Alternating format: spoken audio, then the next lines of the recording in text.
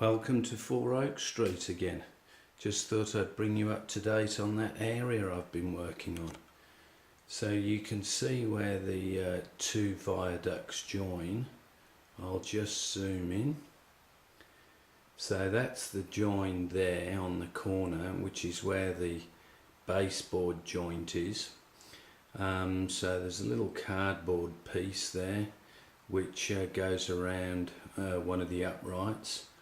What I've also done as well is, when you look at the road, which is now complete, although it hasn't been fixed in place, I've actually reduced the height of the wall, which I will move over the other side. The viaduct, again made with scale scenes, needed to extend the height, so used brick paper by scale scenes, which are printed off, made further buttresses in regard, and then with that extension was then able to use the top wall, just get the height right, so there'll be a wall over the top level there, stop people falling a long way. So in terms of the road down, which I've now marked as well, that is just brick paper. So I got some brick paper that closely matched the Metcalfe tunnel portals. Got a printer to print that off. Bought quite a few sheets of it. And then what I've done, as what I've done with all the retaining walls, is I'll just show you here. This is actually a piece of cardboard which I then cut the brick paper either side, fold it over, glue it with PVA, put it under something fairly flat. This one's probably not the best example because we've got a couple of different widths. That is always the battle. Is keeping them, I suppose, a uniform size.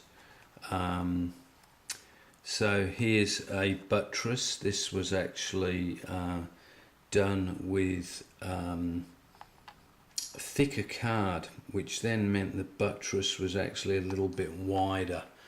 So I do have that issue, but it won't become too prevalent because I'm going to point here. When you look at this section here, this will be a grass bank, so you will only see the sort of the tops, and then the grass bank will finish somewhere around here. So I'll just move over now so you can get an idea of how it looks from the other side. I just have to watch I don't do my usual trick of disconnecting the video, which I often do. But yes, that's it there. So I've reduced the size of the wall, which means there'll be more of the viaduct on show. I have also reduced the part where it goes across the joint, so there'll be a little bit of a bank the other side. I've also marked the road, so I'll just grab that road, and I've actually installed, although not yet glued,